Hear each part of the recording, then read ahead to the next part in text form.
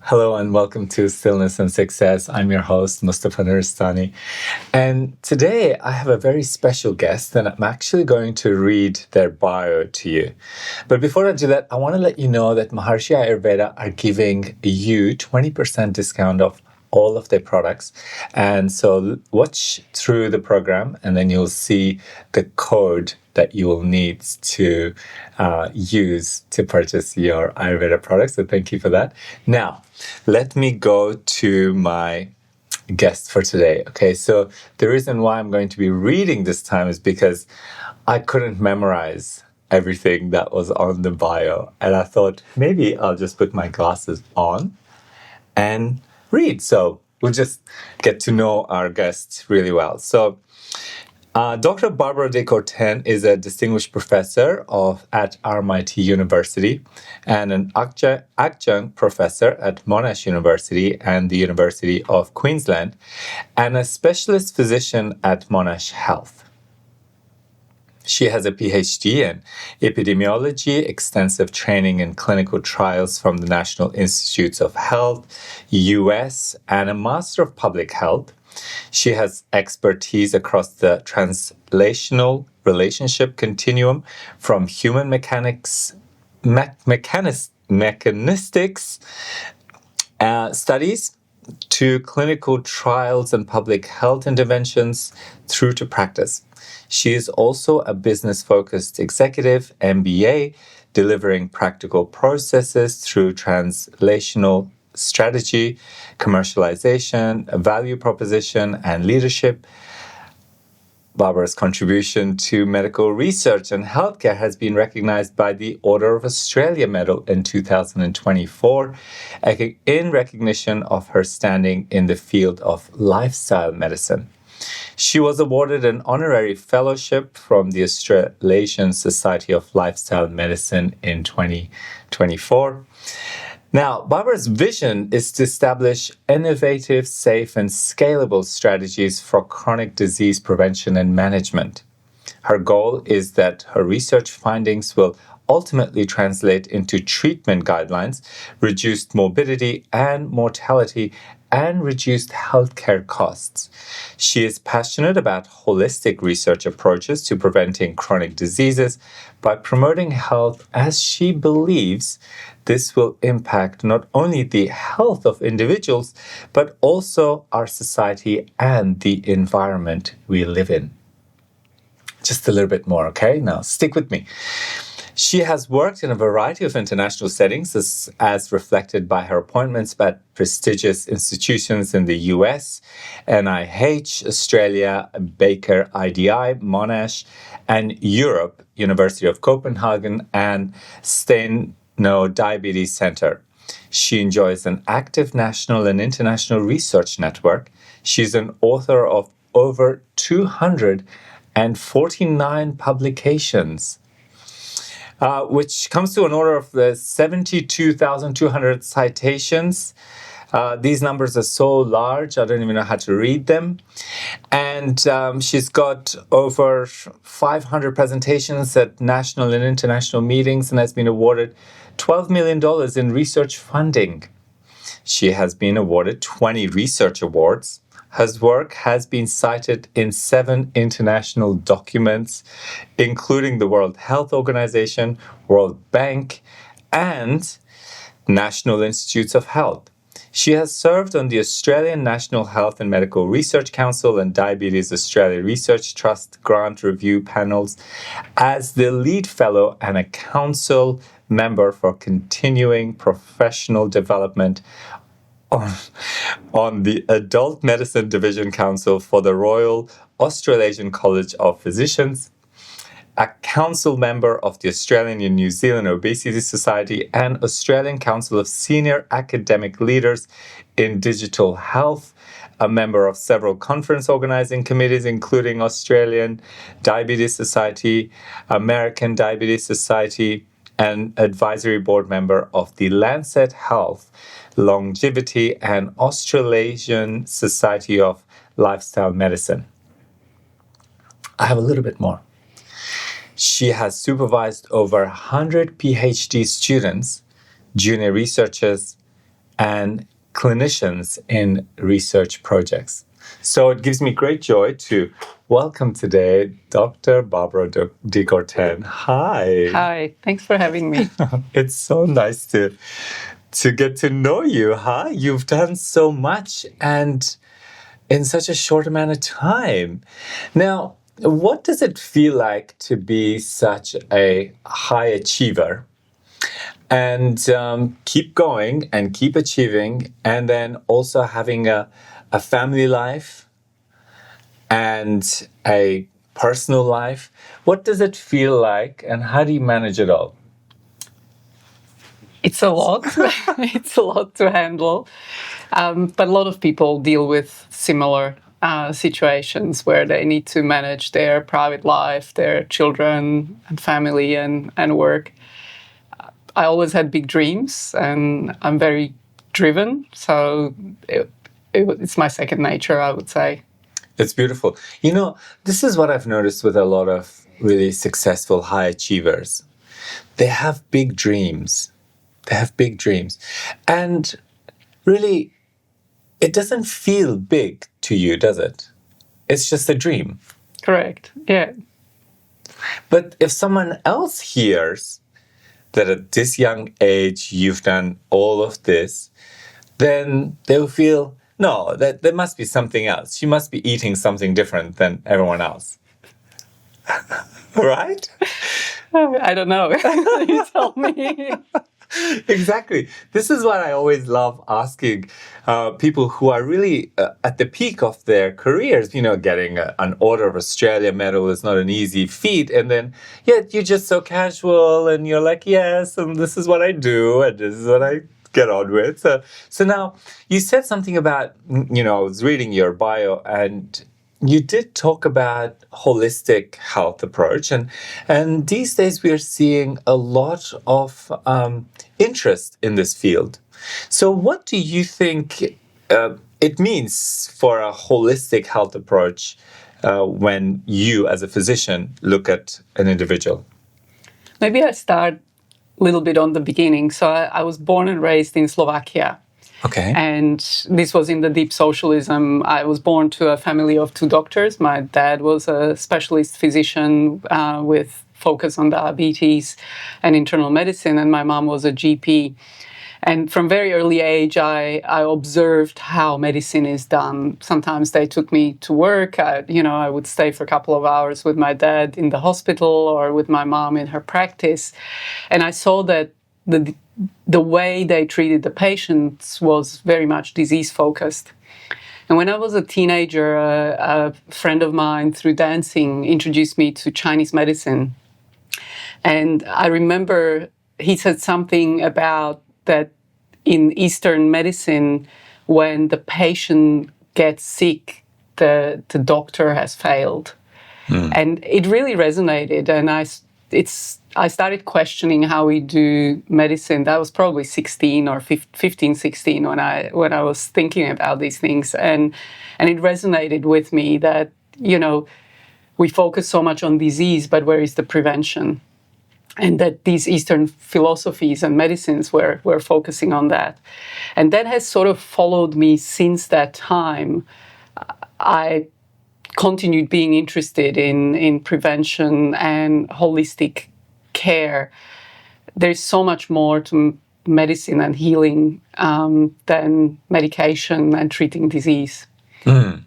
Beautiful. And, you know, this ancient, philosophies that we always talk about, they do come about because of some profound experience on the level of the person who is expressing these experiences.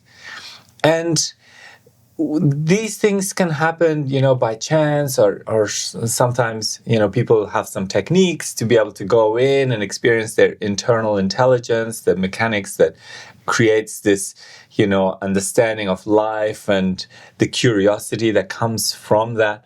So it's really beautiful to get like these drops of knowledge that really create such a deep impression, which is what you had, you know, you remember exactly what that phrase was, and it has carried itself with you until now, and now you're seeing health as more than just applying medicine, just giving someone a prescription and saying, okay, do this.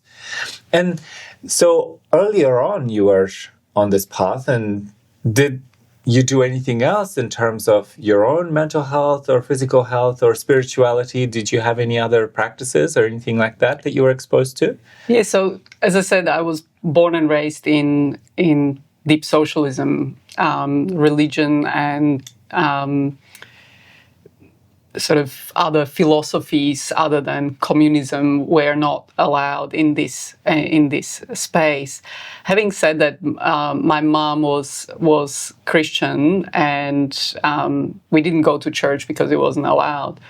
But probably at about the age of 12, I started asking the big questions about, why we're here, what are we supposed to do here, and started questioning life. And the natural place for me was to go to church, because that's, what my mom's upbringing to some extent was, and my grandfather, etc. And I started actually secretly meeting with the priest and started asking questions. And he would always just lifted the Bible and said, this is the answer, but then I never got the answer. So it was very unsatisfying, and I, despite I wanted to get baptized at some point, I sort of thought, okay, this is not actually giving me what I need to get. And then when the borders opened in 1989, a lot of people came to Slovakia, kind of hippies and other sort of different religions, and there was a time when my dad, who was working at the time in the hospital, got a leaflet about why just the Ayurvedic doctors coming to town, and because he knew that I was interested in Chinese medicine, I was reading some books about it. He said, do you want to come? And I'll come with you. So we went to this lecture, and it was Maharishi Ayurvedic doctors, Triguna and the gang there.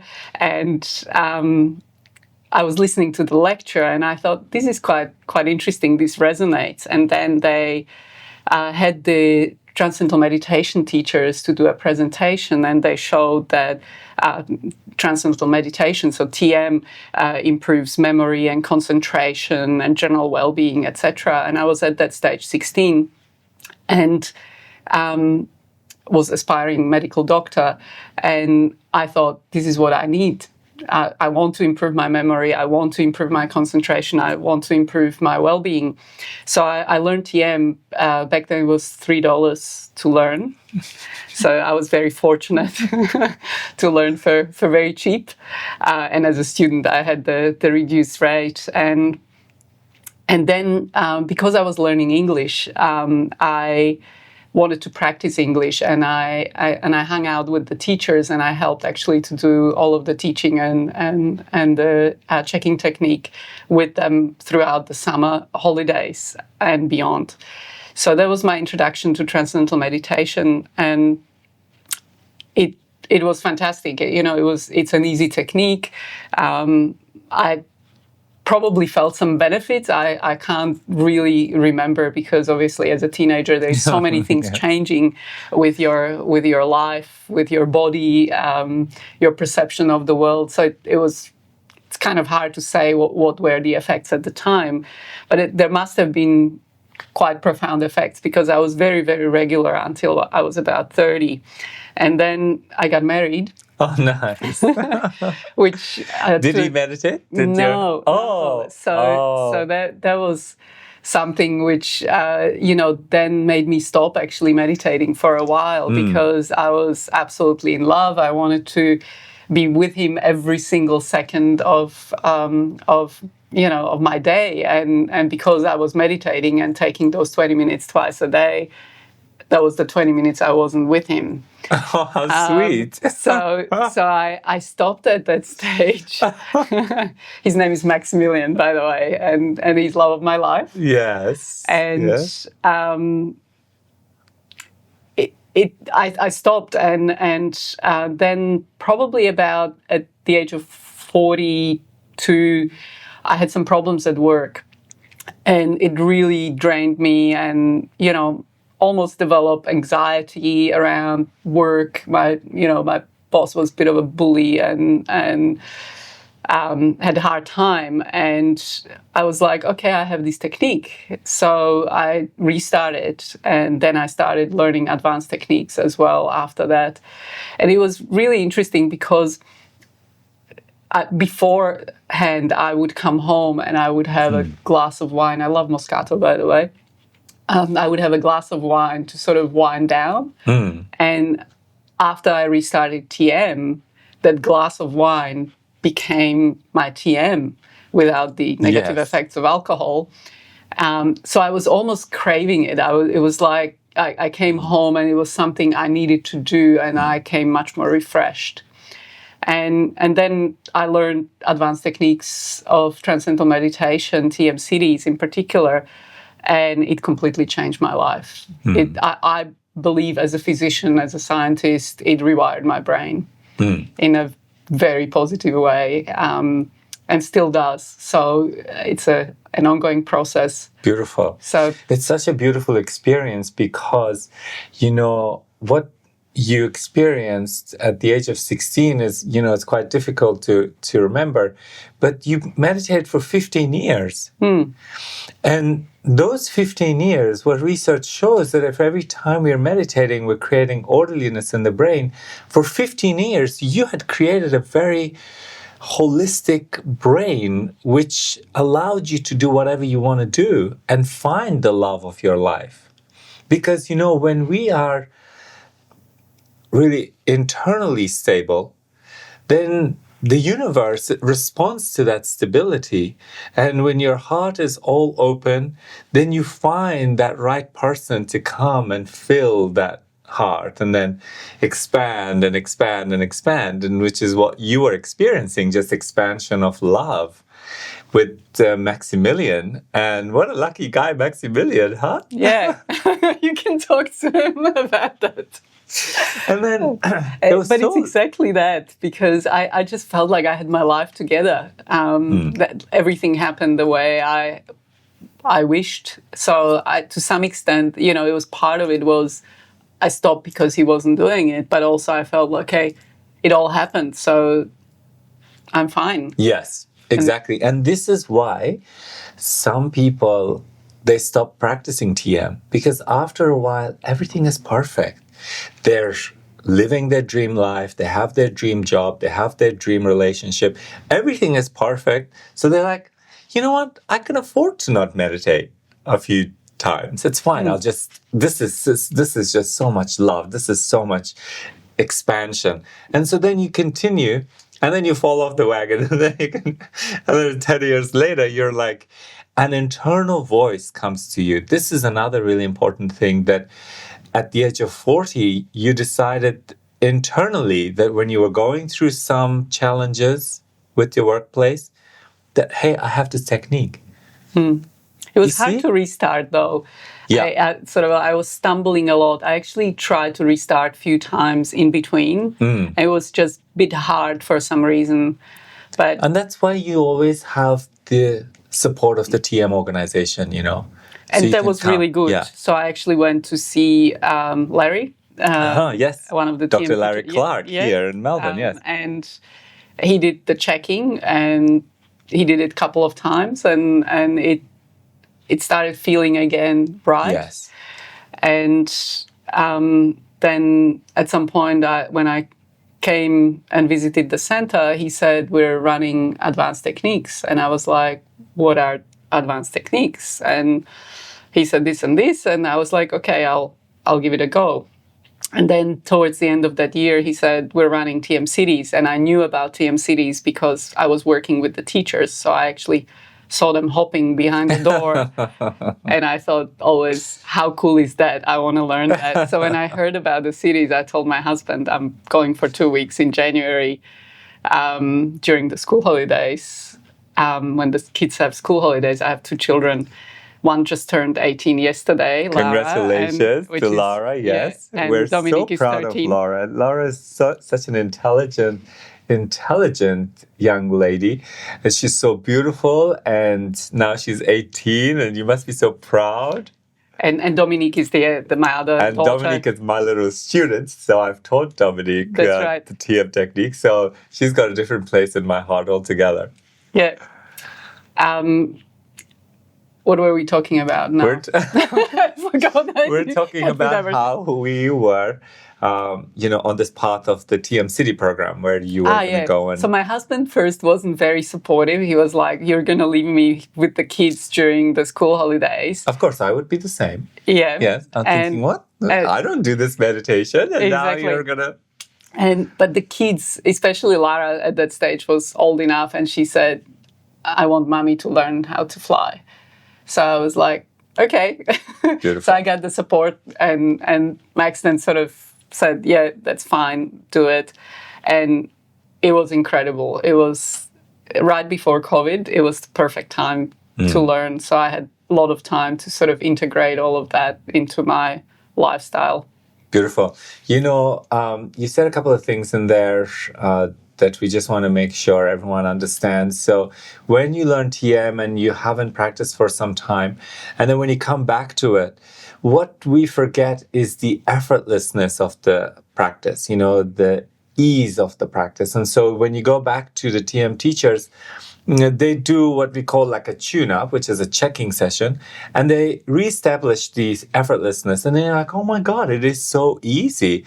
And what happens is because we haven't been meditating, and in life we're told no pain, no gain. You have to work hard, and you have to try your best, focus.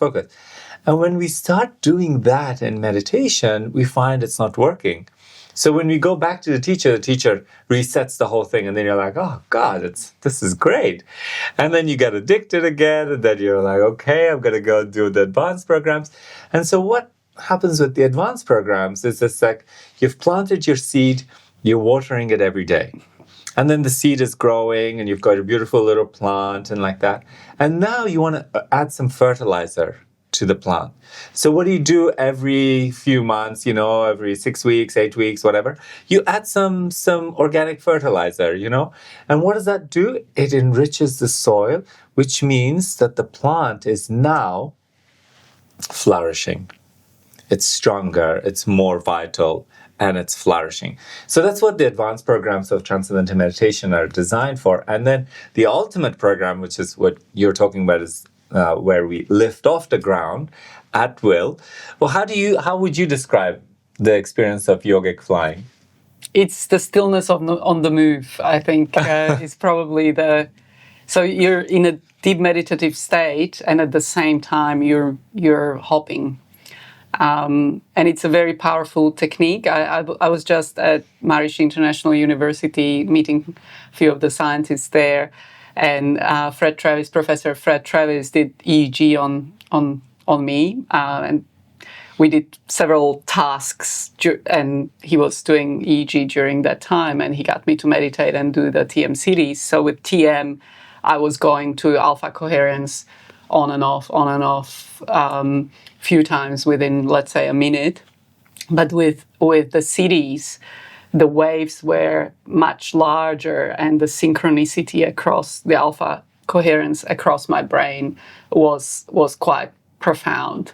So it's just, I always say TM is fantastic, but it's like having, the side wheels when you're learning how to bike. Mm-hmm. And with cities, with the advanced technique of TM, they take off your side wheels, yes. And you're like, oh my God, I can bike and I can turn, I can go fast. So it's just such a, it's 10 times more powerful than TM, and both for its physical effects, but the effects on the brain. So it's it's quite, it challenges, TMCDs challenges all my knowledge in medicine and physiology. It's absolutely amazing technique. And it's a technique. So, I always say one of the most powerful things about TM is that there's a lot of ways to get to where you want to get to, if it's enlightenment or knowledge or whatever. But TM is a technique, so it doesn't need belief. If you do it correctly, if you have the right instruction, checking if you need to, etc., you'll get there. It's a clear path. So it doesn't require, as I said, any belief. You can be any religion, it's or you scientific. can be anything. This is what science is, right? It's repeatable. Yeah.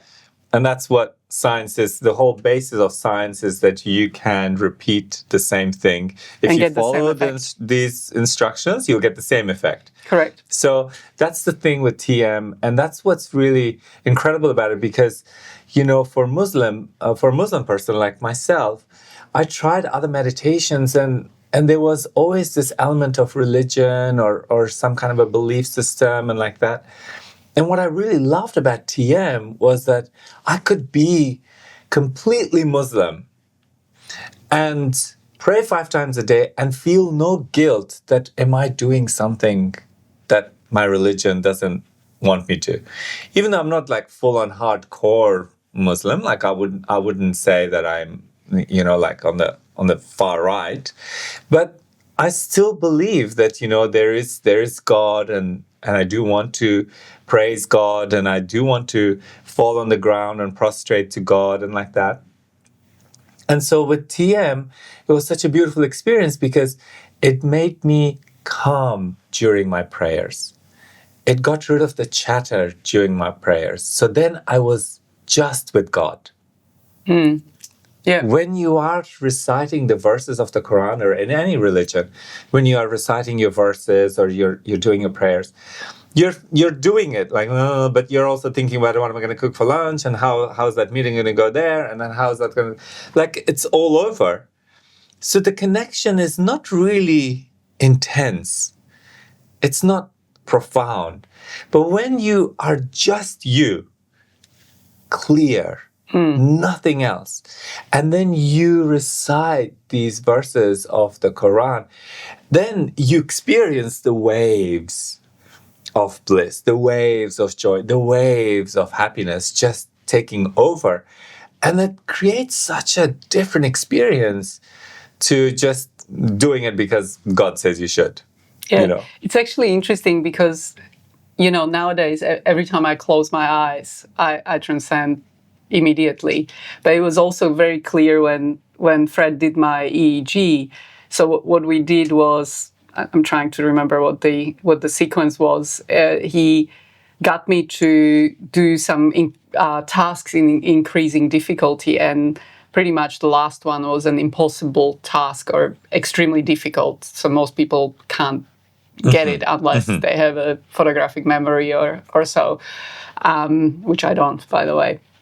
And basically, I was going in and out of this alpha coherence during those tasks, not only during the TM, but also in between when I was doing other things, basically, and even in the most difficult tasks, which, as I said, were almost impossible to solve.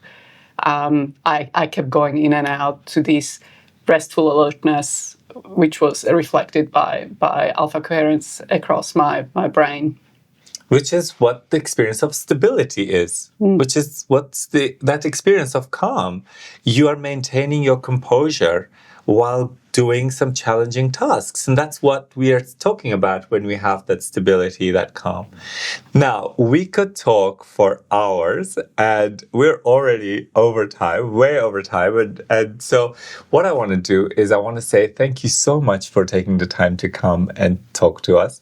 I know you're super busy and, we all know, I don't need to tell people how busy you are, but the fact that you've taken the time to come and share your experiences and inspire all of us is really beautiful. We're deeply grateful. Maharishi Ayurveda has sent you a little box of tea Thank you so much. Thanks for having me, Mustafa, and anytime for you. Oh, you're so sweet. Thank you so much. And thank you for your company and being with us until now. It's a great joy. And make sure you grab your code. It came on the screen and it's also going to be in the show notes. And we'll see you next week. Thank you.